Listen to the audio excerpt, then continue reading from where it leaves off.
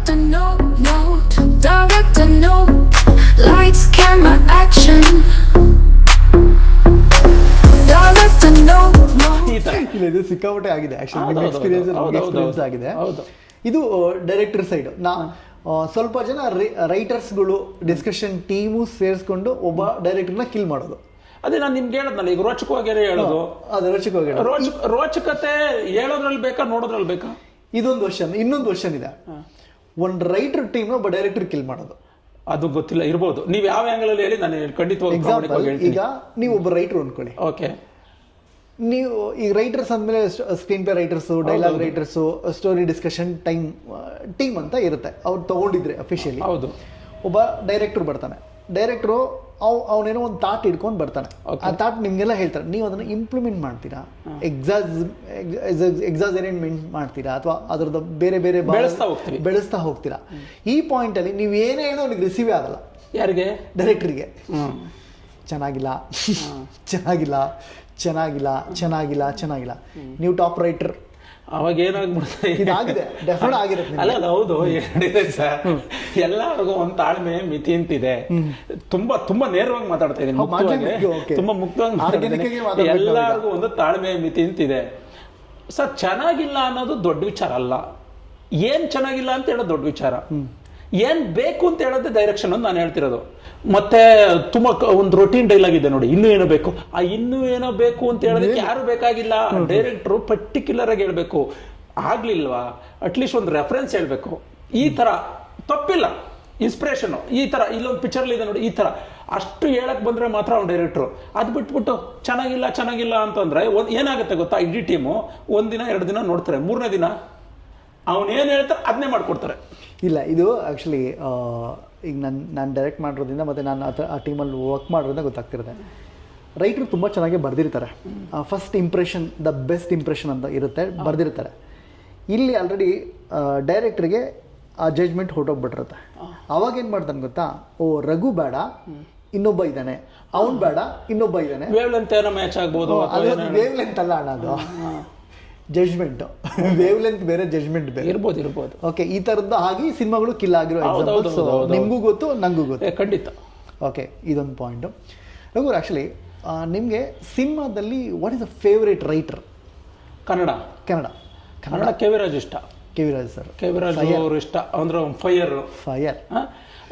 ಇವಾಗ್ಲೂ too much ಒಂದು action picture ಬಂದ್ರೆ ಮೈ ಮೇಲೆ ಎಳ್ಕೊಂಡು ಮೊನ್ನೆ ಒಂದ್ಸರ್ತಿ ಬರ್ದ್ಬಿಟ್ಟಿದ್ದೀನಿ. ಬರ್ದಾದ್ಮೇಲೆ ಕೆ ವಿ ರಾಜು ಸ್ಟೈಲಲ್ಲಿ ಇದೆ ಅಲ್ವಾ, ಇದು ಕೆ ವಿ ರಾಜು ಸ್ಟೈಲ್ ಸ್ವಲ್ಪ ಕಡಿಮೆ ಮಾಡ್ಬೇಕಪ್ಪ ಅಂತ ಅನಿಸ್ತು. ಆ ಥರ ಇದ್ದಾರೆ ತುಂಬಾ ಜನ. ನನ್ನ ಪರಂಪರೆ ಎಲ್ಲ ಇಷ್ಟ ಸರ್ ನನಗೆ. ಕೂರ ಸೀತಾರಾಮ್ ಶಾಸ್ತ್ರಿಯಿಂದ ಹಿಡಿದು BA ಮಧು, BL ವೇಣು, ಆವತ್ತಿನ ಕಾಲದಲ್ಲಿ ಬಂಡಾಯ ರೈಟರ್ಗಳು, MS ರಮೇಶ್ ಅವ್ರ ಪಿಕ್ಚರ್ಗಳು ನಾವು ಡೈಲಾಗ್ಗೋಸ್ಕರ ನೋಡಿದ್ವಿ ಎಲ್ಲ. ಈಗ ಆಮೇಲೆ ಅದಾದ್ಮೇಲೆ ಬಂದಂತ ಮಂಜು ಮಂಡವಿ ಅವರು, ಈ ರಾಮನಾರಾಯಣ, ನಾವು ಅಸ್ಟೆಂಡೆಂಟ್ ಆಗಿದ್ದಾಗ ಬಂದಿದ್ದಂತ ಮಳವಳ್ಳಿ ಸಾಯಿ ಕೃಷ್ಣ ಅವರು, ಇವರು ಆ ಥರ ಎಲ್ಲರೂ. ಈಗ ಮಾಸ್ತಿ, ಪ್ರಶಾಂತ್ ರಾಜಪ್ಪ, ಈ ಎಲ್ಲರೂ ಈ ಜನರೇಷನ್ ಎಲ್ಲರೂ ಇಷ್ಟನೇ. ಮತ್ತೆ ನನಗೆ ತೆಲುಗಲ್ಲಿ ತ್ರಿವಿಕ್ರಮ್ ಶ್ರೀನಿವಾಸ್ ಇಷ್ಟ. ಮತ್ತೆ ಹಿಂದಿಲಿ ಜಾವೇದ್ ಅಖ್ತರ್ ಅವರು, ಅದೇ ಸಲೀಂ ಜಾವೇದ್ ಇಷ್ಟ. ಮತ್ತೆ ಪರ್ಟಿಕ್ಯುಲರ್ ಆಗಿ ಕೆಲವು ಪಿಕ್ಚರ್ ಅಂದ್ರೆ ನಾನು ಹೇಳ್ತಾರೆ, ರಜಾತಾರ್ ಅವರು ಅಂತ ಒಬ್ರು ಬಾಲಿವುಡ್ ರೈಟರ್ ಇದ್ದಾರೆ, ಇದು ಬರ್ದವರು, ಡ್ರೆಟ್ಟಿ ಪಿಕ್ಚರ್ ಎಲ್ಲ ಬರ್ದವರು, ಆ ಥರದವ್ರು ತುಂಬ ಇಷ್ಟ. ರಘು, ಆ್ಯಕ್ಚುಲಿ ನೀವೇ ಐ ಥಿಂಕ್ ನೀವು ಓದಬೇಕು, ಬರಿಬೇಕು, ಬುಕ್ ಓದಬೇಕು, ಪೀಪಲ್ ಅಬ್ಸರ್ವ್ ಮಾಡಬೇಕು, ಮತ್ತು R&D ಮಾಡಬೇಕು. ಇಷ್ಟು ಮಧ್ಯೆ ಏನು ಟೈಮ್ ಸಿಗುತ್ತೆ ನಿಮಗೆ? ಇದು ಏನು ಮಾಡೋಂಗಿಲ್ಲ. ನನ್ನ ಲೈಫಲ್ಲಿ ಒಂದು 10 ವರ್ಷ ಹೆಂಗೆ ಸ್ಕಿಪ್ ಆಗಿದೆ ಗೊತ್ತಿಲ್ಲ. ಟೈಮ್ ಹೆಂಗೆ ಫ್ಯಾಮಿಲಿ ಕೊಡ್ತೀರಾ? ಫ್ಯಾಮಿಲಿ ಅದೇ ಎಲ್ಲ ಇರುತ್ತೆ. ನಾನು ಮನೇಲೇ ಬರೆಯೋದ್ರಿಂದ ಅದೇ ಫ್ಯಾಮಿಲಿ ಟೈಮ್ ಅಂತ ನಾನು ಅನ್ಕೊಂಡಿದ್ದೀನಿ. ಇದ್ರ ಮಧ್ಯೆ ಏನಾದರೂ ನಿಮ್ಮದು ಅಂತ ಹಾಬೀಸ್ ಇದೆಯಾ? ನಂದೇನಿಲ್ಲ ಅಂತ. ಇಲ್ಲ ಏನಿಲ್ಲ. ಸಿನಿಮಾ ಬಿಟ್ಟು ಸಿನಿಮಾ ನೋಡ್ತೀನಿ, ಅಷ್ಟು ಬಿಟ್ರೆ ಏನಿಲ್ಲ.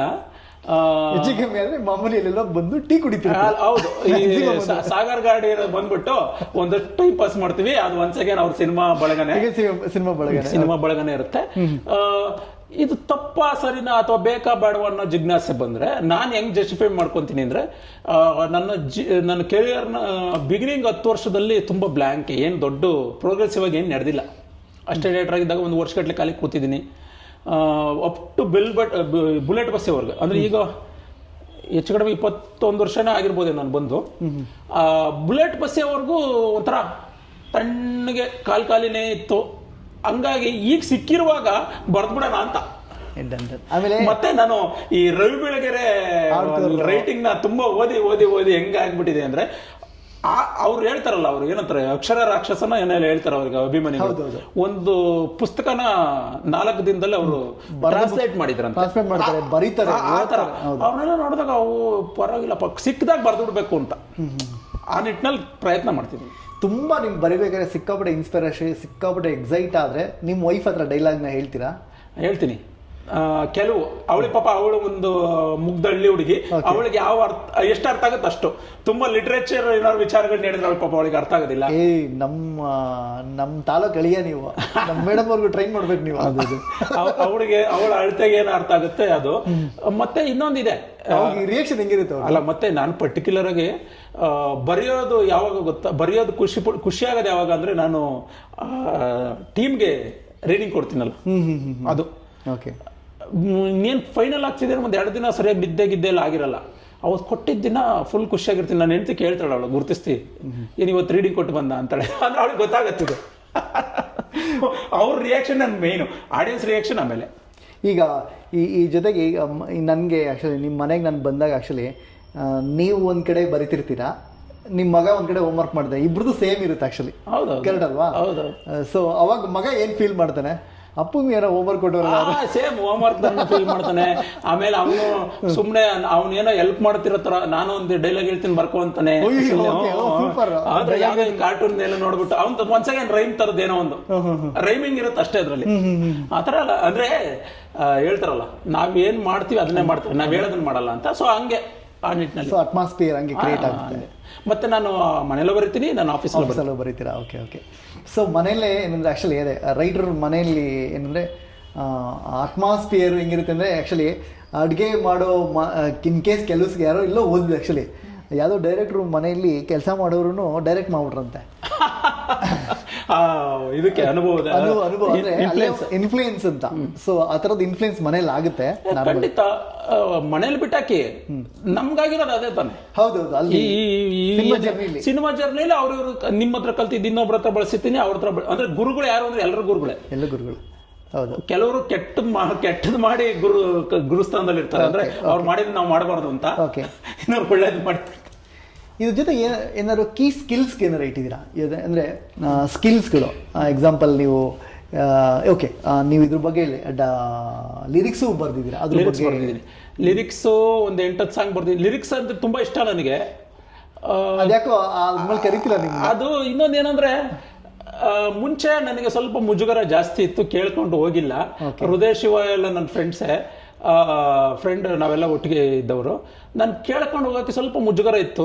ಈಗಿನಷ್ಟು ಮುಕ್ತವಾಗಿ ಮಾತಾಡ್ತಿರ್ಲಿಲ್ಲ. ಬಟ್ ಈಗ ನನಗೆ ಸ್ವಲ್ಪ ಈ ಡೈಲಾಗ್ದೇ ಜಾಸ್ತಿ ಕೆಲಸ ಇರೋದ್ರಿಂದ ಯಾರಾದ್ರೂ ಮಧ್ಯದಲ್ಲಿ ಕೇಳಿದ್ರೆ ಹೌದಾಗ, ಮತ್ತೆ ನಮ್ಮ ಜಯತೀರ್ಥ ಸರ್ ಬರ್ಸಿದ್ದಾರೆ. ಇದು ನಮ್ಮ ಬ್ಯೂಟಿಫುಲ್ ಮನ್ಸುಗಳ ಪ್ಯಾಥೋ ಸಾಂಗ್ ಪ್ರೀತಿ ಮಾರುವ ಸಂತೆಯಲ್ಲಿ, ಮತ್ತೆ ಇದರಲ್ಲಿ ಬೆಲ್ ಬಾಟಮ್ ಅಲ್ಲಿ, ಈ ತರ ಇದೆ. ಆಕ್ಚುಲಿ ಅದು ಏನಾಗ್ಬಿಡುತ್ತೆ ಅಂದ್ರೆ ಅದೊಂದು ವರನೂ ಹೌದು ಶಾಪನೂ ಹೌದು. ಯಾವ್ದ್ರಲ್ಲಿ ಜಾಸ್ತಿ ಫೇಮಸ್ ಆಗಿರ್ತಾರೋ ಅದನ್ನೇ ಹುಡ್ಕೊಂಡ್ ಬರ್ತಾರೆ. ಮತ್ತೆ ಇನ್ನೊಂದೇನಂದ್ರೆ, ನಾನು ಡೈಲಾಗ್ ಚೆನ್ನಾಗಿ ನಡೀತಿರ್ಬೇಕಾದ್ರೆ ಇದ್ರಲ್ಲೇ ಎಫರ್ಟ್ ಹಾಕ್ಬೇಕು ಅಂತ ಇದೆ ನನಗೆ. ಅಂದ್ರೆ ಇದ್ರಲ್ಲೇ ತುಂಬಾ ಏನೇನೋ ಇದೆ, ಅದನ್ನ ಮೀರಿ ಏನೇನು ಆಸೆಗಳಿರ್ತವೆ. ಅದೆಲ್ಲ ನಾನು ಹೇಳ್ತಿರೋದು ಸಿನಿಮಾ ಹತ್ರ ಬರವಣಿಗೆ ಬಗ್ಗೆ ಆಸಕ್ತಿ ಇದೆ. ಅಂದ್ರೆ ನಾನು ಕಥೆಗಳು ಬರ್ದಿದ್ದೆ, ದೀಪಾವಳಿ ವಿಶೇಷಾಂಕದಲ್ಲಿ ಬಂದಿತ್ತು, ಕವನಗಳು ಬರ್ದಿದ್ದೆ. ಆ ನಿಟ್ಟಿನಲ್ಲಿ ಒಂದು 12 ವರ್ಷದಿಂದ ಏನು ಮಾಡೂ ಇಲ್ಲ. ಓಕೆ ಸರ್, ನಿಮಗೆ ಮೇಜರ್ಲಿ ಈ ಜಾಬ್ ನಿಮಗೆ ಸ್ಯಾಟಿಸ್ಫ್ಯಾಕ್ಷನ್ ಸಿಕ್ಕಿದೆಯಾ? 100%. ಓಕೆ, 100%. ಏನಕ್ಕೆ? ನಿರೀಕ್ಷೆ ಇಲ್ಲ. ನಿರೀಕ್ಷೆ ಇಟ್ಕೊಂಡು ಬಂದಿದ್ರೆ ಮೋಸ್ಟ್ಲಿ ಗೊತ್ತಿಲ್ಲ. ಓಕೆ. ಸೊ ಈಗ ಡೈಲಾಗ್ ಹೇಳ್ಕೊಡ್ತೀನಿ ಅಂತ ಇನ್ಸ್ಟಿಟ್ಯೂಟ್ಗಳಲ್ಲಿ, ಫೇಸ್ಬುಕ್ಕಲ್ಲಿ, ಇನ್ಸ್ಟಾಗ್ರಾಮಲ್ಲಿ ಆ್ಯಡ್ಗಳು ಇತ್ತೀಚೆಗೆ ನೋಡ್ತಾ ಇದ್ದೀನಿ. ಡೈಲಾಗ್ ಬರೆಯೋದನ್ನ ಹೇಳ್ಕೊಡ್ತೀನಿ, ಸ್ಕ್ರಿಪ್ಟ್ ಮಾಡೋದು ಹೇಗೆ ಅಂತ ಹೇಳ್ಕೊಡ್ತೀನಿ, ಸ್ಕ್ರೀನ್ ಪ್ಲೇ ಮಾಡೋದು ಹೇಗೆ ಅಂತ ಹೇಳ್ಕೊಡ್ತೀನಿ, ತುಂಬ ಆ್ಯಡ್ಸ್ಗಳು ನೋಡ್ತೀನಿ. ನಿಮಗೆ ಒಂದು 30 ಸಿನಿಮಾ ರಿಲೀಸ್ ಆಗಿದೆ, ಇನ್ನೊಂದು 20-30 ಸಿನಿಮಾ ಇದೆ ಲೈನಪ್ ಅಲ್ಲಿ ಇದೆ. ವರ್ಷಕ್ಕೆ ನಾನು ಕೇಳಿದ್ರೆ ಒಂದು 10-12 ಸಿನಿಮಾ ಟ್ರೈ ಮಾಡ್ತೀರಾ. ನೀವು ಇದ್ರ ಬಗ್ಗೆ ಒಡಿದ ಒಪಿನಿಯನ್? ಅಲ್ಲಿ ಬರೋ ಸ್ಟೂಡೆಂಟ್ ಪಾಯಿಂಟ್ ಆಫ್ ಅಲ್ಲ, ಗ್ರಾಮರ್ ಕಲಿಸ್ಬೋದು, ಅನುಭವ ಹಂಚ್ಕೋಬಹುದು. ನಾನು ಒಂದ್ 2-3 ಇನ್ಸ್ಟಿಟ್ಯೂಟ್ಗೆ ಹೋಗಿದ್ದೀನಿ. ಗ್ರಾಮರ್ ಅಂದ್ರೆ ಹಿಂಗೆ ರೂಟ್ ಅಂದ್ರೆ ನೀವೇನು ಪ್ರಿಪ್ರೇಷನ್ ಕೇಳಿದ್ರಲ್ಲ ಈಗ ಇಂಟರ್ವ್ಯೂ ಅಲ್ಲಿ, ಆ ವಿಚಾರಗಳನ್ನ ಹಂಚ್ಕೋಬಹುದು. ಮತ್ತೆ ನಮ್ಮ ಅನುಭವಗಳನ್ನ ಹಂಚ್ಕೋಬಹುದು. ಈ ಸಿನಿಮಾದಲ್ಲಿ ಹಿಂಗಾಗಿತ್ತು, ಇದಕ್ಕೆ ನಾನು ಹಿಂಗೆ ಅಪ್ರೋಚ್ ಮಾಡಿದೆ, ಇಷ್ಟೇ. ಅದಾದ್ಮೇಲೆ ಸರ್ ಇದು ಹೆಂಗೆ ಅಂದರೆ ವರ್ಣಮಾಲೆ ಅಕ್ಷರಗಳು ಅಷ್ಟೇ ಇರ್ಬೋದು, ಕಾಗುಣಿತ ಅಷ್ಟೇ ಇರ್ಬೋದು. ಕುವೆಂಪು ಮಹಾಕಾವ್ಯ ಬರೀತಾರೆ, ನಾನೊಂದು ಅನಿಗವನ ಬರೆಯೋಕ್ಕೂ ತಿಣುಕಾಡ್ತೀನಿ. ಏನಕ್ಕೆ? ಅದೊಂದು ಪ್ರತಿಭೆ, ಜ್ಞಾನ. ಸೊ ಆ ಡಿಫ್ರೆನ್ಸ್ ಇರುತ್ತೆ. ಬಟ್ ಒಂದು ಗ್ರಾಮರು ಇದು ಹಿಂಗೆ ಅಂತ ಕಲಿಬೋದೇನೋ. ಅಪ್ಕಮಿಂಗು ತುಂಬ ಜನ ನನ್ನನ್ನು ಕೇಳ್ತಾರೆ ಆ್ಯಕ್ಚುಲಿ, ಯಾರು ರೈಟರ್ಸ್ ಹತ್ರ ಸೇರಿಸಿ ಅಂತ. ಅವ್ರು ಹೇಗೆ ಪ್ರಿಪೇರ್ ಆಗಬೇಕು ನಾರ್ಮಲಿ? ಖಂಡಿತವಾಗಿ ನಾನೀಗ ಹೇಳೋದ್ನಲ್ಲ, ಪುಸ್ತಕ ಓದೋದು ಇವನ್ನೆಲ್ಲ ಓದಬೇಕು. ಕೆಲವರು ಯಾಕೆ ಓದಬೇಕು, ಅದೇನು ಕಂಟೆಂಪ್ರರಿ ಅಂದರೆ ಈಗೇನು ಬೇಕಾಗಿಲ್ವಲ್ಲ ಅನ್ನೋ ಥರ ಎಲ್ಲ ಅಂತಾರೆ. ಖಂಡಿತ ಇಲ್ಲ. ನಿಮ್ಮ ಮಿತಿ ಗೊತ್ತಾಗಬೇಕಾದ್ರೆ 2 ಪಿಕ್ಚರ್ ಬರೀಬೇಕು. ಫಸ್ಟ್ ಪಿಕ್ಚರಲ್ಲಿ ನೀವು ಬರ್ದಿದ್ದೆಲ್ಲ ಸೂಪರೇ, 2ನೇ ಪಿಕ್ಚರ್ ಬರೀಬೇಕು. ಏನಕ್ಕೆ ಅಂದರೆ ರೈಟ್ರು ಅಂದಾಗ ನಾನು ಒಂದೇ ಜಾನರ್ನ ಸಿನಿಮಾ ಬರ್ದಿಲ್ಲ. ಹೌದು, ತುಂಬ ಎಲ್ಲ ಜಾನರ್ ಸಿನಿಮಾ ಬರೀಬೇಕಂದ್ರೆ ಎಲ್ಲದು ಪ್ರಿಪ್ರೇಷನ್ ಬೇಕಲ್ಲ, ಇದೆಲ್ಲ ಬೇಕಲ್ಲ. ಈಗ ನಾನು ಹೇಳ್ತಾ ಇದ್ದೀನಿ, ಒಬ್ಬ ನಾನು ಪಬ್ ಕಲ್ಚರ್ ಹುಡುಗ ಅಲ್ದಿದ್ರು ಪಬ್ ಕಲ್ಚರ್ ಹುಡುಗನ ನಾನು ಡೈಲಾಗ್ ಬರೀಬೇಕು ಅಂದರೆ ಪ್ರಿಪ್ರೇಷನ್ ಬೇಕಲ್ವಾ. ಸೊ ನಾನು ರೈಟರ್ ಆಗೋರಿಗೆ ಏನು ಹೇಳ್ತೀನಿ ಅಂದರೆ, ಈ ಪ್ರಪಂಚದಲ್ಲಿ ಏನು ನಡೀತಿದೆ ಅದಕ್ಕೆ ಕಿವಿಗಳನ್ನ ಕಣ್ಣು ತೆರ್ಕೊಂಡು ನೋಡಬೇಕು, ಓದಬೇಕು, ಎಲ್ಲವನ್ನೂ ಮಾಡಬೇಕು. ಮತ್ತು ಇನ್ನೊಂದೇನೆಂದರೆ ಡೈಲಾಗ್ ರೈಟಿಂಗ್ ವಿಚಾರಕ್ಕೆ ಬಂದರೆ ಡೈರೆಕ್ಟ್ರನ್ನ ಅರ್ಥ ಮಾಡ್ಕೊಳ್ಳೋದೇ ಒಂದು 30% ಕೆಲಸ. ನಿನಗೇನೋ ಅದ್ಭುತ ಗೊತ್ತು ಅಂತ ನೀನೇ ಅನ್ಕೊಂಡ್ಬಿಟ್ರೆ ಅದು ಕೆಲಸ ಆಗಲ್ಲ. ಡೈರೆಕ್ಟ್ರಿಗೆ ಏನು ಬೇಕು ಅದರಲ್ಲಿ ಬೆಟರ್ ಕೊಡೋದೇ ಡೈಲಾಗ್ ರೈಟಿಂಗ್ ಕೆಲಸ ಅಂತ ನಾನು ಹೇಳೋದು. ಡೈರೆಕ್ಟ್ ಹತ್ರ ನಾರ್ಮಲಿ ಯಾವ್ಯಾವ ವಿಷಯಕ್ಕೆ ಕಾನ್ಫ್ಲಿಕ್ಟ್ ಆಗುತ್ತೆ? ಜಗಳ ವಿಚಾರ ಬಂದರೆ ಅದೇ ನಾವೊಂದು ಏನಾಗ್ಬಿಡುತ್ತೆ, ನಾವೊಂದು ದಿಕ್ಕಲ್ಲಿ ಇರ್ತೀವಿ, ಅವ್ರೊಂದು ದಿಕ್ಕಲ್ಲಿ ಇರ್ತಾರಲ್ಲ, ಅವ್ರು ಹೇಳಿದ್ದೆಲ್ಲ ಮಿಸ್ಫೈರ್ ಆಗ್ತಿರುತ್ತೆ. ಆ ಥರದ ವಿಚಾರ ಆಗ್ಬೋದು. ಅಷ್ಟು ಬಿಟ್ಟರೆ ನನ್ನ ಅನುಭವದಲ್ಲಿ ಕಡಿಮೆ ಏನಾಗಿರುತ್ತೆ ಅಂದರೆ, ನಾನು ರಾಜಿಯಾಗಿದ್ದೀನಿ ಅಂತಲ್ಲ, ಅಥವಾ ಓಲೈಕೆನೂ ಮಾಡಿಲ್ಲ. ನೋಡ್ತೀನಿ ನನ್ನ ಕೈಯಲ್ಲಿ ಇಷ್ಟು ಬೆಟರ್ ಮಾಡ್ಬೋದಾ ಅಥವಾ ಇಷ್ಟು ತಿದ್ದಬೋದಾ. ಎಷ್ಟೊಂದು ಸರ್ತಿ ಸ್ಕ್ರೀನ್ ಪ್ಲೇ ನಮ್ಮ ಹತ್ರ ಬರುವಾಗ ಇನ್ಕಂಪ್ಲೀಟ್ ಇರುತ್ತೆ, ಈ ನಿಟ್ಟಿನಲ್ಲಿ ಹೋಗ್ಬೋದಾ ಅಂತ ಹೇಳ್ಬೋದು. ಇಲ್ಲ ಏನೋ ನಾವು ಕೇಳೋಕ್ಕೆ ರೆಡಿ ಇಲ್ಲ ಅಂತಂದಾಗ ಎಷ್ಟೊಂದು ಸರ್ತಿ ಕೈ ಬಿಟ್ಬಿಟ್ಟಿರ್ತೀವಿ. ಸೊ AI ಏನಾದರೂ ಯೂಸ್ ಮಾಡೋಕ್ಕೆ ಶುರು ಮಾಡಿದ್ದೀರಾ? ಸರ್ AI ಈಗ ಇತ್ತೀಚೆಗೆ ಯಾರೋ ಹೇಳಿದ್ದಕ್ಕೆ ಶುರು ಮಾಡಿದೆ. AI ನನಗೆ ಹೇಗೆ ಹೆಲ್ಪ್ ಆಗ್ತಿದೆ ಅಂದರೆ, ಗೂಗಲ್ದು ಇನ್ನೊಂದು ಸ್ವಲ್ಪ ಅಪ್ಪರ್ ವರ್ಷನ್ ಥರ. ಈಗ ಯಾವುದೋ ಒಂದು ಕತೆ, ಒಬ್ಬ ಫ್ರೀಡಮ್ ಫೈಟರ್ ಬಗ್ಗೆ ಏನೋ ಬರೀಬೇಕು, ಅದರಲ್ಲಿ ಇದನ್ನು ಕೇಳ್ಕೊತೀನಿ ನಾನು, ನಾಲೆಡ್ಜ್ ಇದೇನು ಬೇಕು ಅಂತ. ಸರ್ ಆರ್ಟಿಫಿಷಿಯಲ್ ಇಂಟೆಲಿಜೆನ್ಸ್ ಯೂಸ್ ಆಗುತ್ತೆ, ಆದರೆ ಎಮೋಷನಲ್ ಇಂಟೆಲಿಜೆನ್ಸ್ ಇರೋನೇ ರೈಟ್ರು. ಅಲ್ಲಿ ಸಿಗಲ್ಲ. ನೀವೇನು ಫೀಡ್ ಮಾಡ್ತೀರ ಅನ್ನೋದ್ರ ಮೇಲೆ ಅಲ್ವಾ. ಬಟ್ ಹಂಗಂದ್ಬಿಟ್ಟು ಅದನ್ನು ಬೇಡ, ಅದೆಲ್ಲ ತಪ್ಪು. ನಾವು ಪ್ರಸ್ತುತವಾಗಿರಬೇಕು. ಎಲ್ಲ ಈಗೇನಿದೆ ಚಾಟ್ GPT ಹೌದು ಯೂಸ್ ಮಾಡ್ತೀವಿ. ಹೌದು, ಅದು ಬಟ್ ಅದಕ್ಕೆ ಗೊತ್ತಿಲ್ಲಪ್ಪ. ನಾನು ಬೇಸಿಕ್ ಬಳಸಿರ್ಬೋದು, ಅದಕ್ಕೆಲ್ಲ ನೇಟಿವಿಟಿ ಎಲ್ಲ ಗೊತ್ತಾಗುತ್ತೆ ಅನ್ನೋದು ನನಗೆ ಐಡಿಯಾ ಇಲ್ಲ. ನೇಟಿವಿಟಿ ತೀರಾ ಡೀಪ್ ಇನ್ಫಾರ್ಮೇಶನ್ ಕೊಡುತ್ತೆ ಅಷ್ಟೇ. ಇನ್ಫಾರ್ಮೇಶನ್ ಕೊಡುತ್ತೆ ಅಷ್ಟೇ. ಆ ಇನ್ಫಾರ್ಮೇಶನ್ ಬಳಸ್ಬೋದಲ್ಲ. ಈಗ ನೀವು ಹೇಳ್ತಿರೋದು ಒಬ್ಬ ಅಸಿಸ್ಟೆಂಟ್ ತರ.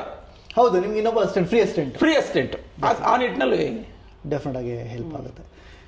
ಸೊ ಪ್ರೊಡ್ಯೂಸರ್ಗೂ ನಿಮಗೂ ಈ ಫೈನಾನ್ಷಿಯಲ್ ಅಲ್ಲಿ ಏನು ಕಾನ್ಫ್ಲಿಕ್ಟ್ ಬರುತ್ತೆ? ಫೈನಾನ್ಷಿಯಲ್ ವಿಚಾರದಲ್ಲಿ ಏನಾಗಿರುತ್ತೆ, ಮಾತು ಕೊಟ್ಟಿರ್ತಾರೆ, ಅದನ್ನ ನಡ್ಕೊಂಡಿರಲ್ಲ. ಪರ್ಸೆಂಟೇಜ್ ಅದು ಒಂದಿದೆ, ತುಂಬಾ ಬರೋದು ಇದೆ, ತುಂಬಾ ಲಕ್ಷಾಂತರ ರೂಪಾಯಿ ಇದೆ. ಒಂದು ಚೆಕ್ ಇಲ್ಲ, ನಾವೇನು ಚೆಕ್ ಇಲ್ಲ. ಅಯ್ಯೋ ದೊಡ್ಡ ಲಿಸ್ಟ್ ಇದೆ, ಅದೆಲ್ಲ ಕೊಟ್ಬಿಟ್ಟಿದ್ರೆ ದೊಡ್ಡ ಸೈಟ್ ತಗೊಬಿಡ್ತಿದೆ. ಅದಿದೆ. ಏನಾಗ್ಬಿಡುತ್ತೆ, 2 ಥರ ಆಗಿದೆ ನಂದು. ಕೆಲವು ಪಿಕ್ಚರ್ ನಿಂತೋಗಿದೆ, ಆದ್ರೆ ನಾನು 100% ಕೆಲಸ ಮುಗಿಸಿದ್ದೆ, ದುಡ್ಡೇ ಕೊಟ್ಟಿಲ್ಲ. ಆ ಥರದ್ದು ಕೆಲವಿದ್ದಾವೆ. ಇನ್ನು ಕೆಲವ್ರಿಗೆ ಏನಾಗಿರುತ್ತೆ, ಮಧ್ಯದಲ್ಲಿ ಡೈರೆಕ್ಟರ್ದು ಪ್ರೊಡ್ಯೂಸರ್ದು ಮಧ್ಯದಲ್ಲಿ ಏನೋ ಮಿಸ್ಕಮ್ಯುನಿಕೇಶನ್ ಆಗಿರೋದೆಲ್ಲ ಇರುತ್ತೆ. ಈ ಥರ ಇದೆ, ಅನುಭವಗಳಿದೆ. ಬಟ್ ಆ ಅನುಭವಗಳಿಂದ ಪಾಠ ಕಲಿತು ಈಗ ಸ್ವಲ್ಪ ಪ್ರೊಫೆಷನಲ್ ಆಗ್ತಿದ್ದೀನಿ. ಇದು ಒನ್ಸ್ ಅಗೇನ್ ಏನಂದ್ರೆ, ನಾನು ಹೇಳದ್ನಲ್ಲ, ಹಳ್ಳಿ ಹುಡುಗ, ಲೋವರ್ ಮಿಡ್ಲ್ ಕ್ಲಾಸ್ ಬುದ್ಧಿಗಳು ನಮ್ಮವು. ಆ ಲೋವರ್ ಮಿಡ್ಲ್ ಕ್ಲಾಸ್ ಬುದ್ಧಿಗಳು ತುಂಬಾ ಧೈರ್ಯ, ತುಂಬಾ ಪ್ರೊಫೆಷನಲಿಸಮ್ಗೆ ಒಗ್ಗಲ್ಲ, ಭಯ, ಎಲ್ಲಿ ಏನಾಗ್ಬಿಡುತ್ತೋ ಅನ್ನೋ ಭಯ, ಅದನ್ನು ಮೀರೋದು ಈಗ ಕಲ್ತಿರೋದು. ಒನ್ಸ್ ಅಗೇನ್ ಅಲ್ಲಿನ ಕೈ ಅನುಭವಗಳಿಂದ ಇನ್ನೊಂದು ಸ್ವಲ್ಪ ಪ್ರೊಫೆಷನಲಿಸಮ್ ಇರಬೇಕಿತ್ತು, ಇಲ್ಲಿ ಸ್ವಲ್ಪ ನಿಷ್ಠೂರವಾಗಿ ಮಾತಾಡಬೇಕಿತ್ತು ಅನ್ನೋದು ಈಗಿನ ಅನುಭವ.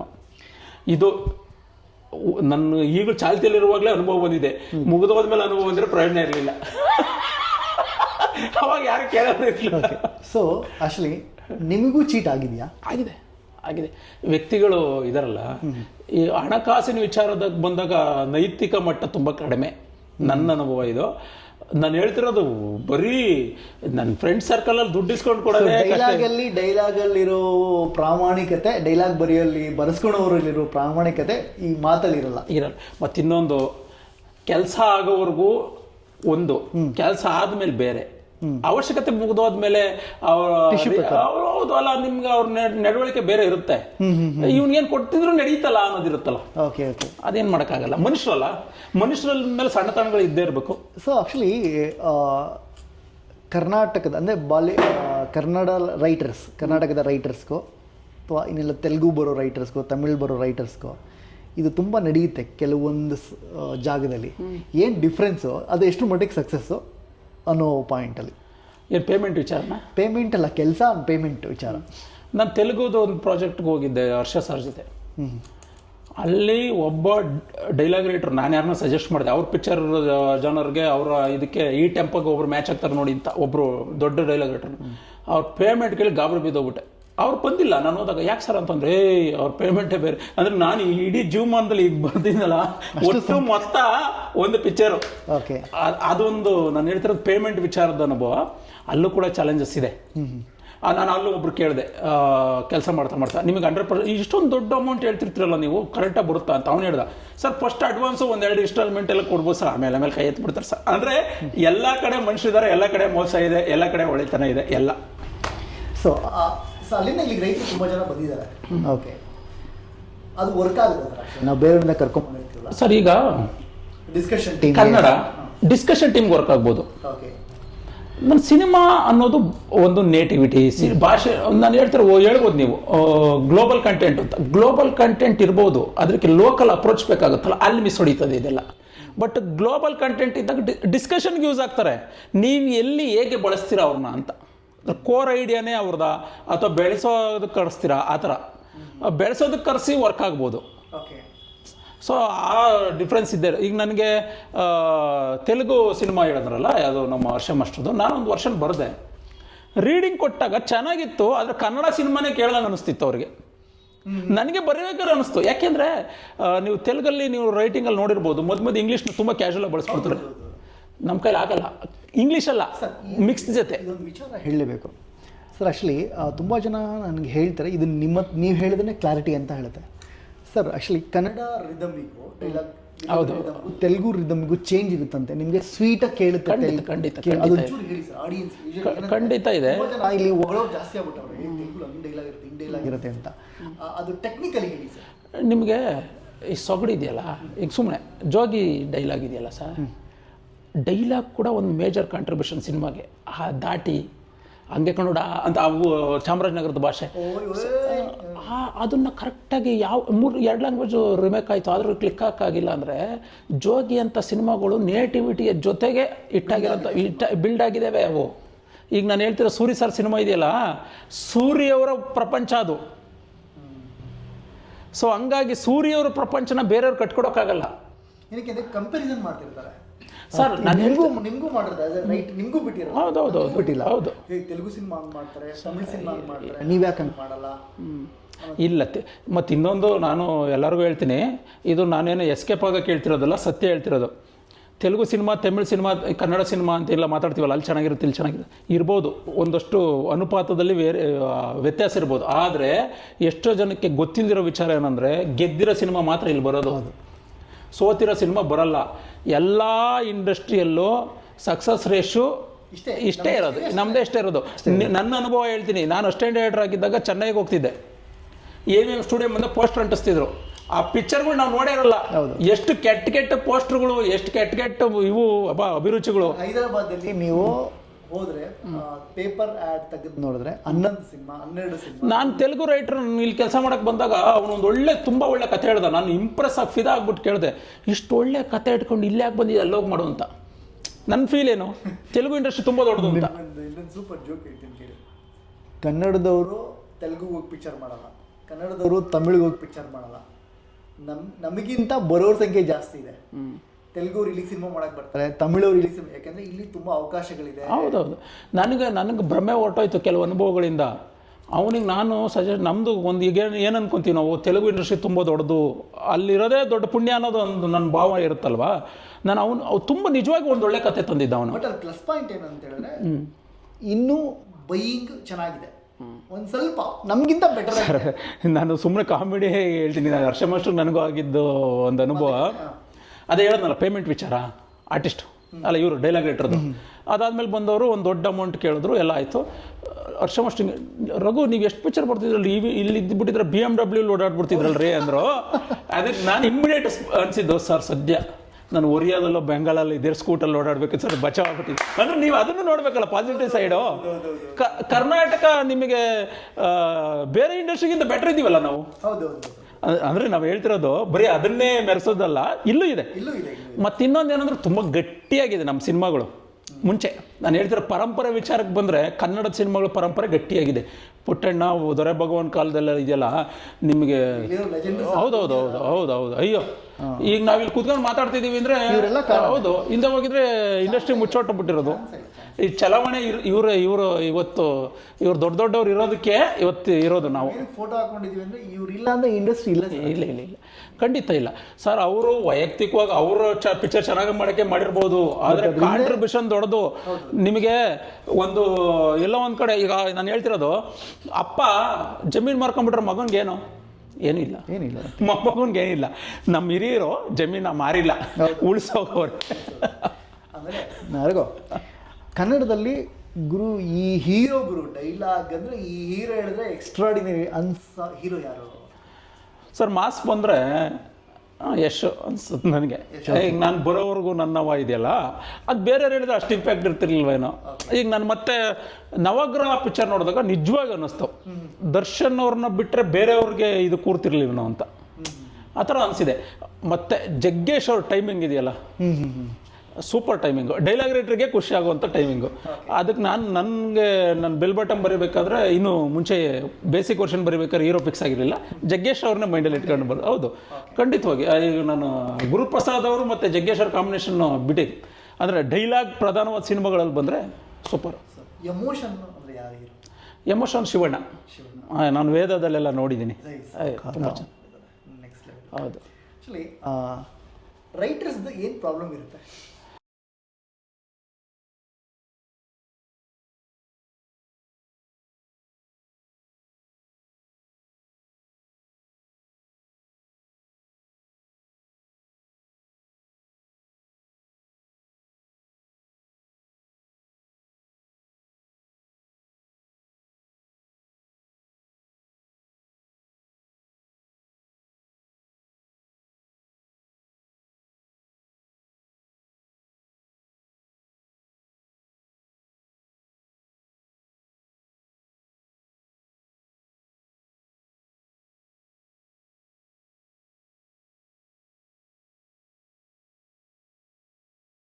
ಅಂದರೆ ತುಂಬ ರಿಲ್ಯಾಕ್ಸ್ ಆಗಿ ಆ ಥರ ಇರ್ತವೆ.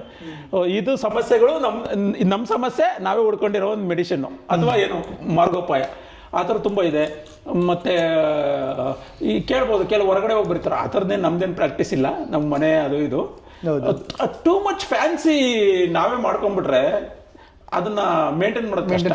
ತುಂಬ ನಾನು ಅಲ್ಲಿ ಕೂತ್ಕೊಂಡ್ರೆ ಮಾತ್ರ ಬರುತ್ತೆ, ಇಲ್ಲಾಂದ್ರೆ ಅದು ಸ್ವಲ್ಪ ಕಷ್ಟ ಆಗ್ಬಿಡುತ್ತೆ. ನಾವು ನಿಮ್ಮನ್ನ ಆಮೇಲೆ ಥೈಲ್ಯಾಂಡ್ಗೆ, ಸ್ವಿಟ್ಜರ್ಲ್ಯಾಂಡ್ಗೆ ಎಲ್ಲ ಸರ್ತಿನ ಲಕ್ಸುರಿ ಇರಲ್ಲ, ಎಲ್ಲ ಸರ್ತಿನ ಅವಕಾಶ ಇರಲ್ಲ. ಮತ್ತೆ ನೀವು ಸರ್ ಅದೆಲ್ಲ ನಾವು ಮಾಡ್ಕೊಂಡಂಗೆ. ಈಗ ಹೆಂಗೆ ನಾವು ಇವರು ಯಾರೋ ಸೆಲ್ವರಾಗವನ್ನ ಯಾರೋ ಹೇಳ್ತಾರಂತೆ, ಎಂಥ ಒತ್ತಡದಲ್ಲಿ ಕೂರಿಸಿದ್ರು. ಯಾಕೆ ಇವತ್ತು ಬೆಳಗ್ಗೆ ನಾನು ಇಲ್ಲಿ ಬರೋದಕ್ಕಿಂತ ಮುಂಚೆ ಒಂದು ಸೀನ್ ಕರೆಕ್ಷನ್ ಮಾಡಿ ಬಂದೆ, ಶೂಟಿಂಗ್ ನಡೀತಿದೆ, ಅದೇನೂ ಗೊತ್ತಾಗಲ್ಲ ಇಲ್ಲಿ ಕೂತಿದ್ರೆ. ಈ ಪ್ರೆಷರ್ಗೆ ಹಸುವು, ಹಂಗರು, ಏನು ಗೊತ್ತಾಗಲ್ಲ. ಇಲ್ಲಿದ್ರೆ ನಾನು ಏನು ಗೊತ್ತಾಗಲ್ಲ. ನನ್ನ ಹೆಂಡ್ತಿರಿ ಎಷ್ಟೋ ಸರ್ತಿ ಹೇಳಿದಾಳೆ, 10 ಸರ್ತಿ ಕರೆದ್ರೆ ನೀನು ಆಂದಿಲ್ಲ ಅಂತ. ಅಂದ್ರೆ ಅದು ಕೇಳಿಸಿರಲ್ಲ. ಹೌದು, ಕೇಳಿಸಿರಲ್ಲ. ಹಂಗೆ ಅದು ಟ್ರೂ. ನೀವು ಒಬ್ಬರೇ ಬರೀತಾರೆ, you have team. Screenplay ಆದರೆ ಟೀಮು, ಡೈಲಾಗ್ ಆದರೆ ಒಬ್ಬನೇ. ಸೊ ನಿಮ್ಗೆ ಇದುವರೆಗೂ ಯಾರು ಅಸಿಸ್ಟೆಂಟ್ ಇಟ್ಕೊಂಡಿಲ್ಲ? ಓಕೆ. ಡೈಲಾಗ್ ಆದರೆ ಓಕೆ. ಆ ಥರದ್ದು ಏನಾದ್ರು ಅವಕಾಶ ಇದೆಯಾ ನಿಮ್ಮಲ್ಲಿ? ಮಾಡಬೇಕು ಅಂತಿದೆ. ನನಗೆ ಭಯ ಏನಂದ್ರೆ ನನ್ನ ಪೇಮೆಂಟ್ ಇಸ್ಕೊಳಕ್ಕೆ ನಾನು ಸ್ವಲ್ಪ ಅದು ಇನ್ನೇನಾಗ್ಬಿಡ್ತೀವಿ, ನನಗೆ ಪೇಮೆಂಟ್ ಕೊಟ್ಟಿಲ್ಲ ಹಂಗಾಗ್ಬಿಡುತ್ತೆ. ಮತ್ತೆ ಅಲ್ಲ, ಖಂಡಿತವಾಗಿ ನನಗೆ ಅವಶ್ಯಕತೆ ಇದೆ. ಒಂದಿಬ್ರು ಟ್ರೈ ಮಾಡಿದೆ, ನನಗೇನು ತುಂಬಾ ಆಗ್ಬೇಕು ಅಂತ ಏನಿಲ್ಲ, ಇದನ್ನ ಕಂಪ್ಲೇಂಟ್ ಅಲ್ಲ. ಮತ್ತೆ ಇನ್ನೊಂದು ನನ್ನ ಹೆಂಡ್ತಿನೇ ನನ್ಗೆ ಬೈದವಳೆ, ಏನಂದ್ರೆ ನಿನ್ ಸಮಸ್ಯೆ ಅಂತ. ನಂದೇ ಸಮಸ್ಯೆ ಇರ್ಬೋದು, ಅಂದ್ರೆ ನಂದೇನೋ ನಿರೀಕ್ಷೆ, ಅವ್ನು ಬೆಟರ್ ಇರ್ಬೋದು, ಬಟ್ ನಾನು ಅಯ್ಯೋ ಇದು ಯಾಕೋ ವರ್ಕ್. ಮತ್ತೆ ಇನ್ನೊಂದು ಸಮಸ್ಯೆ ಏನಂದ್ರೆ ನನ್ನ ಬೇಸಿಕ್ ವರ್ಷನ್ ನಾನು ಹೇಳ್ತಿರೋದು ಸ್ಕ್ರಾಚ್ ಇದೆಯಲ್ಲ, ಸ್ಕ್ರಾಚ್ ಕೂಡ ನಾನೇ ಟೈಪ್ ಮಾಡೋದು. ಏನಕ್ಕೆ ಅಂದ್ರೆ ಸ್ಕ್ರಾಚ್ ಟೈಪ್ ಮಾಡ್ಬೇಕಾದ್ರೆ ನನಗೆ ಏನಾದ್ರು ಬ್ರೈನ್ ಸ್ಟಾರ್ಮಿಂಗ್ ತರ ಏನೋ ಒಂದು ಅನ್ಸೋದು, ಅದನ್ನ ಫೈನ್ ಟ್ಯೂನ್ ಮಾಡ್ಬೇಕಾದ್ರೆ ನನಗೆ ಅದು ನನ್ನ ಮಿತಿ. ಬಟ್ ಇದೆ, ಬಟ್ ಸ್ಕ್ರೀನ್ ಪ್ಲೇ ವಿಚಾರಕ್ಕೆ ಬಂದ್ರೆ ಆಗಲ್ಲ, ಜನ ಬೇಕು. ನೀವು ಕೇಳಿದ ಸಂಪಾದನೆ 100% ಸಿಗುತ್ತಾ, 50% ಸಿಗುತ್ತಾ, 80% ಸಿಗುತ್ತಾ? ಇಲ್ಲ, ಕೆಲವು ಪಿಕ್ಚರ್ 100%, ಕೆಲವು ಪಿಕ್ಚರಲ್ಲಿ ಒಂದು 80%, ಎಲ್ಲ ಪ್ರೊಪೋರ್ಷನ್ ಇದೆ 50%. ಬಟ್ ಇತ್ತೀಚಿನ ದಿನದಲ್ಲಿ ಪರವಾಗಿಲ್ಲ, ಮುಂಚೆ ಕಂಪೇರ್ ಮಾಡಿದ್ರೆ. ಒನ್ಸ್ ಅಗೇನ್ ಇಲ್ಲಿ ಇದು ತುಂಬಾ ಹೇಳಬೇಕು ಅಂತಂದ್ರೆ, ನಾವು ಅನಿವಾರ್ಯ ಇದ್ದಾಗ ಒಂದು ಮಟ್ಟಕ್ಕೆ ಕೊಡ್ತಾರೆ, ನಾವೇ ಹುಡ್ಕೊಂಡು ಹೋದಾಗ ಆಟ ಆಡಿಸ್ತಾರೆ. ಸೊ ನೀವು ಡೈರೆಕ್ಷನ್ ಡಿಪಾರ್ಟ್ಮೆಂಟ್ ಅಸೋಸಿಯೇಟ್ ಅಸಿಸ್ಟೆಂಟ್ ಆಗಿದ್ದಾಗ ಹ್ಯಾಪಿ ಆಗಿದ್ದೀರಾ, ರೈಟರ್ ಆದ್ಮೇಲೆ ಹ್ಯಾಪಿ ಆಗಿದ್ದೀರಾ? ರೈಟರ್ ಆಗಿದ್ದಾಗ ಖಂಡಿತ. ಅವತ್ತಿನ ದಿನವೊಂದಲ್ಲಿ 100% ಹ್ಯಾಪಿಯಾಗಿ ಇದ್ದೀನಿ. ಆದ್ರೆ ದುಡ್ಡಿನ ವಿಚಾರದಲ್ಲಿ, ಫೈನಾನ್ಷಿಯಲಿ ರೈಟರ್ ಆದ್ಮೇಲೆ ಬದುಕು ಕಟ್ಕೊಂಡಿದ್ದೀನಿ. ತುಂಬಾ ಧೈರ್ಯವಾಗಿ ಎದೆ ತಟ್ಕೊಂಡು ಹೇಳ್ತೀನಿ. ರೈಟರ್ ಆದ್ಮೇಲೆ ತುಂಬಾ ಚೆನ್ನಾಗಿ ಮದುವೆಯಾಗಿ 2 ಮಕ್ಕಳು ಇದ್ದಾರೆ. ಒಂದು ಉದಾಹರಣೆ ಯಾಕೆ ತಗೊಳಂಗಿರೋ ತಗೋಬಹುದು. ಯಾಕಂದ್ರೆ ನೀವು ತುಂಬಾ ಬರೀ ನೆಗೆಟಿವ್ ನೋಟಲ್ಲೇ ಮಾತಾಡ್ತಾರಲ್ಲ, ಇವತ್ತೇನೋ ಭವಿಷ್ಯ ಇಲ್ಲ, ಹಿಂಗಿಲ್ಲ ಅಂತ. ಅಂದ್ರೆ ತುಂಬಾ ದೊಡ್ಡ ಲಕ್ಸುರಿ ಕನ್ಸ್ಕೊಂಡಿದ್ರೆ ನನ್ಗೆ ಗೊತ್ತಿಲ್ಲಪ್ಪ. ಬಟ್ ಒಂದು ಸಾಫ್ಟ್ವೇರ್ ಇಂಜಿನಿಯರ್ ಒಂದು ಕಂಫರ್ಟಬಲ್ ಜೀವನ ಮಾಡುವಂತ ಮಾಡಿದೀನಿ. ಓಕೆ, ಇಲ್ಲಿ ಜಾಬ್ ಸೆಕ್ಯೂರಿಟಿ ಇದೆಯಾ? ಅಂದ್ರೆ ರಘು ಹೀಗೆ ಇರ್ತಾರ ಇನ್ನು 10 ವರ್ಷ ಆದ್ಮೇಲೆ, 15 ವರ್ಷ ಖಂಡಿತ ಆ ಸೆಕ್ಯೂರಿಟಿ ಭಯ ಕಾಡುತ್ತೆ. ಅದನ್ನ ನೀವು ಫಸ್ಟ್ ಅರ್ಥ ಮಾಡ್ಕೋಬೇಕು. ಸಿನಿಮಾಗೆ ಬಂದ ತಕ್ಷಣ ತುಂಬಾ ನಾವೇನ್ ಮಾಡ್ಕೊಳ್ತೀವಿ ಅಂದ್ರೆ, ನಾವೇ ಶಾಶ್ವತನಲ್ಲ. ನಮ್ಮ ಜಾಗದಲ್ಲಿ ಇನ್ನೊಬ್ರು ಯಾರು ಇದ್ದ ಜಾಗಕ್ಕೆ ನಾವು ಬಂದಿರೋದು. ಹಂಗಿದ್ಮೇಲೆ ನಾನು ಹೇಳ್ತಿರೋದು, ಈ ಕಾಲದ ಇದು ಓಟ ಇದೆಯಲ್ಲ, ಈ ಓಟದಲ್ಲಿ ಎಷ್ಟು ಓಡ್ತೀರ ಅನ್ನೋದು, ಮತ್ತೆ ನಿಮಗೆ ಈ ರಿಲೆವೆನ್ಸ್ ಇದೆಯಲ್ಲ. ಬೇರೆಯವರು ಈ ಹೊಸ ಥರದ ಕಥೆಗಳು ನುಗ್ಗಿದಾಗ ನಿಮ್ಮ ಕೈಲಿ ಹ್ಯಾಂಡಲ್ ಮಾಡೋಕ್ಕಾಗಲ್ಲ. ಅವಾಗ ನೀವು ಖಂಡಿತವಾಗಿ ನಾನು ಹಿಂದೆ ಉಳ್ಕೊಂಡ್ಬಿಡ್ತೀನಿ. ಸರ್, ಅದಕ್ಕೆ ಪ್ರಿಪೇರ್ ಆಗಿರ್ಬೇಕು ಮೆಂಟಲಿ. ನಾನೇ ಶಾಶ್ವತವಾಗಿರ್ತೀನಿ ಅಂತ ದೊಡ್ಡ ಭ್ರಮೆ. ಸರ್, ಆ್ಯಕ್ಚುಲಿ ಇದು ಒಂದು ಜನರಲ್ ನೋಟ್ ಇದ್ರ ಮಧ್ಯೆ ನನಗೆ ಗೊತ್ತಿರೋ ಎಕ್ಸ್ಪೀರಿಯೆನ್ಸಲ್ಲಿ, ಒಬ್ಬ ಸಾಫ್ಟ್ವೇರ್ ಇಂಜಿನಿಯರ್ ಅಥವಾ ಇನ್ನೇನು ಜಾಬಲ್ಲಿರೋರು, ಒಂದು ಜಾಬು ಅವನು 8 ರಿಂದ 10 ವರ್ಷ ಒಂದು ಕಂಪ್ನಿಲಿ ಕೆಲಸ ಮಾಡಿರ್ತಾನೆ. ಆ ಕಂಪ್ನಿಯವರು ಕೆಲಸ ಕಿತ್ತಾಕಿದ್ರೆ ಅವನು ಡಿಪ್ರೆಷನ್ಗೆ ಹೋಗ್ತಾನೆ ಸರ್. ಆಯಿತಾ, 12 ವರ್ಷ ಕೆಲಸ ಮಾಡೋ, 15 ವರ್ಷ ಕೆಲಸ ಮಾಡೋ, ಇನ್ನೊಂದು ಕಂಪ್ನಿಗೆ ಹೋಗೋದಕ್ಕೆ ಭಯ ಬೀಳ್ತಾನೆ. ನಾನು ಅವಾಗ ಯೋಚನೆ ಮಾಡ್ತಿರ್ತೀನಿ, ಸಿನಿಮಾದಲ್ಲಿ 6 ತಿಂಗಳು 3 ಅವ್ನು ಯಾವ್ದಾದ್ರು ಪಿಕ್ಚರ್ ಅಷ್ಟೇ ಮಾಡಿದ್ರೆ ಡಿಪ್ರೆಷನ್ಗೆ ಹೋಗಲ್ಲ ಅನ್ಸುತ್ತೆ. ಅಲ್ಲ, 3 ತಿಂಗಳಿಗೆ ಅಲ್ಲಿ ಜಾಬ್ ಕೊಟ್ಟು, ಅಂದ್ರೆ ಸರ್ಟಿಫಿಕೇಟ್ ಕೊಟ್ಟು ಸೇರ್ಕೊಂಡಿರ್ತಾರೆ. ಹೌದೌದು, ಒಂದೇನೋ ಸರ್ಟಿಫಿಕೇಟ್, ಗೌರ್ಮೆಂಟ್ ಕೊಟ್ಟಿರೋ ಒಂದು ಸರ್ಟಿಫಿಕೇಟ್.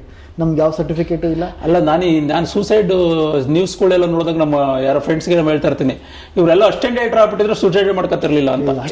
ಅಷ್ಟು ಧೈರ್ಯ ಬರುತ್ತೆ. ಅಷ್ಟು ನಾನು ಹೇಳ್ತಿರೋದು, ನೀವು ಇಮೇಜಿನೇ ಮಾಡೋಕ್ಕಾಗ್ದಿರೋದೆಲ್ಲ ನಾವು ಮಾಡ್ಬಿಟ್ಟಿದ್ವಿ. ಅಂದ್ರೆ ನಾನು ಹೇಳ್ತಿರೋದು, ₹1 ಸಂಪಾದನೆಯಲ್ಲಿ ವರ್ಷಗಟ್ಟಲೆ ಬದುಕಿದೀವಿ. 100% ಇವತ್ತಿಗೂ ಸಿನಿಮಾದಲ್ಲಿ ₹1 ಸಂಪಾದನೆ ಇಲ್ಲದೆ ವರ್ಷಾನ್ಗಟ್ಲೆ 5 ವರ್ಷ 8 ವರ್ಷ ಬದುಕಿರೋ ಎಕ್ಸಾಂಪಲ್ ನಾವೇ ಇದೀವಿ. ನಾವೇ 10 ವರ್ಷ ಇದೀವಿ. ಮತ್ತೆ ಏನು ಅಂದ್ರೆ ಇಂಪಾಸಿಬಲ್ ಎಲ್ಲ ಪಾಸಿಬಲ್ ಆಗ್ಬಿಟ್ಟಿರುತ್ತೆ. ಅಷ್ಟೇ ಅಂದ್ರೆ ಇನ್ನೂ ಸುಧಾರಿಸಿಲ್ಲ, ಅದೊಂದು ಭಾಗ. ಬಟ್ ಅಷ್ಟೇ ಒಂದು ವಿಲ್ ಪವರ್ ಬಗ್ಗೆ ಮಾತಾಡಬೇಕು ಅಂದ್ರೆ ಖಂಡಿತ ಡೆಫಿನೆಟ್ಲಿ ಒಂದು ಲವಲೇಶದಷ್ಟು ಜಾಬ್ ಸೆಕ್ಯೂರಿಟಿ ಇಲ್ದಿರೋ ಕೆಲಸ ಆಯ್ತು. ಅದಕ್ಕೆ ಸರ್, ದಯವಿಟ್ಟು ತುಂಬಾ ಜನ ಡಿಪ್ರೆಷನ್ಗೆ ಹೋಗೋರು ಈ ಬಿಟ್ಟು ದಯವಿಟ್ಟು ಸಿನಿಮಾದಲ್ಲಿರೋ ಡೈರೆಕ್ಷನ್ ಡಿಪಾರ್ಟ್ಮೆಂಟ್ನ ಎಕ್ಸಾಂಪಲ್ ತಗೊಂಡ್ರೆ ಜಗತ್ತಲ್ಲಿ ಏನೂ ಸಿಗಲ್ಲ. ನೀವೇನಾರು ಯಾರಾದ್ರೂ ಫ್ರೀ ಇದ್ರೆ ಅವ್ರ ಜೊತೆ ಒಂದು ಕಾಫಿ ಕುಡಿದು ಮಾತಾಡಿ. ನೀವು ಸೌಜನ್ಯ ಸಿಗಲ್ಲ, ದುಡ್ಡ ಮೇಲೆ ಸೌಜನ್ಯಯುತವಾಗಿ ನೀನು ನಮ್ಮ ಪಿಕ್ಚರ್ ಕೆಲಸ ಮಾಡಿದ್ದಪ್ಪ ಅಂತ ಅಪ್ರಿಸಿಯೇಷನ್ ಸಿಗಲ್ಲ. ದುಡ್ಡು ಮಿಕ್ಕಿದ್ದು ಆನಂತರ ಬರುವಂಥದ್ದು. ಇಷ್ಟಕ್ಕೆ ನಿರೀಕ್ಷೆಯಲ್ಲಿ ಎಷ್ಟೋ ಜನ ಬದುಕಿರ್ತಾರೆ. ಅದೇನು ಮಾಡಂಗಿಲ್ಲ. ಇದು ನಾವು ಆಯ್ಕೆ ಮಾಡ್ಕೊಂಡಿರೋ ಜಾಗ, ಏನು ಮಾಡಂಗಿಲ್ಲ ಅದು. ಸೊ ಹಂಗಾಗಿ ಈ ಸೆಕ್ಯೂರಿಟಿ ಅನ್ನೋ ವಿಚಾರದಲ್ಲಿ ಜಾಬ್ ಸೆಕ್ಯೂರಿಟಿ ಇಲ್ಲ ಅಂತ ಮಾತಾಡ್ತಿರ್ತಲ್ಲ ನಾವು. ಯಾಕೆಂದ್ರೆ ಒಬ್ಬ ರೈಟ್ರಿಗೆ 3 ತಿಂಗಳಾದ ತಕ್ಷಣ ಆ ಜಾಬ್ ಇರಲ್ಲ. ಆಮೇಲೆ ನೆಕ್ಸ್ಟ್ ಜಾಬ್ ಕ್ರಿಯೇಟ್ ಆಗಬೇಕು ಅಂದ್ರೆ ಅದು ಸಕ್ಸಸ್ ಆಗಬೇಕು. ಆದರೆ ಕಂಪ್ನಿಲಿ ಹಂಗಲ್ಲ. ಅವನು ಓಕೆ, ಈ ಕೆಲಸ ಪ್ರಾಜೆಕ್ಟ್ ಚೆನ್ನಾಗಿ ಮಾಡಿಲ್ಲ, ಇನ್ನೊಂದು ಪ್ರಾಜೆಕ್ಟ್ ನಮಗೆ ಮಸ್ಟ್ ಅಂಡ್ ಶುಡ್ ನಿಮಗೆ ಸಕ್ಸಸ್ ಆಗಲೇಬೇಕು. ನಿಮ್ಮ ಪ್ರಸ್ತುತತೆ ಅದು. ನೀವು ಸಕ್ಸಸ್ ಇಲ್ಲ ಅಂದ್ರೆ ಯಾರು ಕೇಳಲ್ಲ. ಇವತ್ತು ಜನರಲ್ ಆಗಿ ನೀವು ಸ್ಟ್ಯಾಂಡರ್ಡ್ಗೆಲ್ಲ ಕೆಲಸ ಮಾಡ್ತಿರ್ಬೇಕಾದ್ರೆ ಯಾವ ಪಿಕ್ಚರ್ ಇಟ್ಟಾಗಿ ಡೈರೆಕ್ಟರ್ ಯಾರು ಅಂತಾನೆ ಕೇಳೋದು.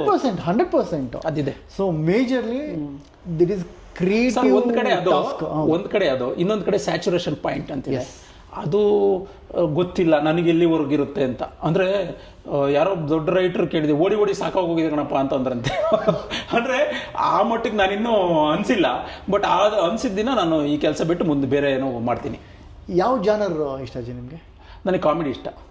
Comedy favourite genre. ನೀವು ಮಾಡೋದ್ರಲ್ಲಿ ಬೆಸ್ಟ್ ಸಿನಿಮಾ ಯಾವುದೋ? ಅಲ್ಲ ಬೆಸ್ಟ್ ಸಿನಿಮಾ ಅಂತಿಲ್ಲ, ಎಲ್ಲ ಸಿನಿಮಾನು ಬೆಸ್ಟೇ. ಅಲ್ಲ ಅಂದರೆ ಒಂದು ಬರಿಬೇಕಾದ್ರೂ ಅದೇ ಖುಷಿ ಇತ್ತು, ಡೆಲಿವರಿ ಆಗ್ಬೇಕಾದ್ರೂ ಅದೇ ಖುಷಿ ಇತ್ತು, ಥಿಯೇಟ್ರಲ್ಲೂ ಅದೇ ಖುಷಿ ಇತ್ತು. ಅದು ನಿಮಗೆ ಬುಲೆಟ್ ಬಸ್ಸೇ ಅನಿಸ್ತು. ಮತ್ತೆ ನನಗೆ ಇದು ಬೆಲ್ ಬಟನ್ನು ಅದಾದ್ಮೇಲೆ ನಿಜ ಹೇಳ್ಬೇಕಂದ್ರೆ ನನಗೆ ಮಾರಿಗೋಲ್ಡ್ ಬಗ್ಗೆ ಬಹಳ ನಿರೀಕ್ಷೆ ಇತ್ತು. ಯಾಕೆಂದ್ರೆ ತುಂಬಾ ಡೈಲಾಗ್ ಓರಿಯೆಂಟೆಡ್ ಸಿನಿಮಾ, ಸ್ವಲ್ಪ ಬೇರೆ ಮೈಚಳಿ ಬಿಟ್ಟು ಬರ್ದಿದ್ದೆ. ಯೂಶಲಿ ನಾನು ಸ್ವಲ್ಪ ಇದ್ರಲ್ಲಿ ಬರಿತೀನಲ್ಲ, ಸ್ವಲ್ಪ ಮೈಚಳಿ ಬಿಟ್ಟು ಬರ್ದಿದ್ದೆ. ಅದು ಕಾರಣಾಂತರಗಳಿಂದ ಆಗ್ಲಿಲ್ಲ, ಅದು ಆ ಥರ ಸಣ್ಣ ಪುಟ್ಟ ಬೇಜಾರ ಅವಾಗ ಒಂದು ಸ್ವಲ್ಪ ಅಪ್ಸೆಟ್ ಆಗುತ್ತೆ. ಯಾಕೆಂದ್ರೆ ಸ್ವಲ್ಪ ಈ ಎಫರ್ಟ್ ನ ಗುರುತಿಸಿದ್ರೆ ನಂದು ಏನಾಗ್ತಿತ್ತೆ, ನನ್ನ ಕೆರಿಯೋಗ್ರಾಫ್ ಏನಾಗುತ್ತೆ ಅಂತ ಅನ್ಕೊಂತೀವಲ್ಲ, ಅವಾಗ ಸ್ವಲ್ಪ ಆಗತ್ತೆ.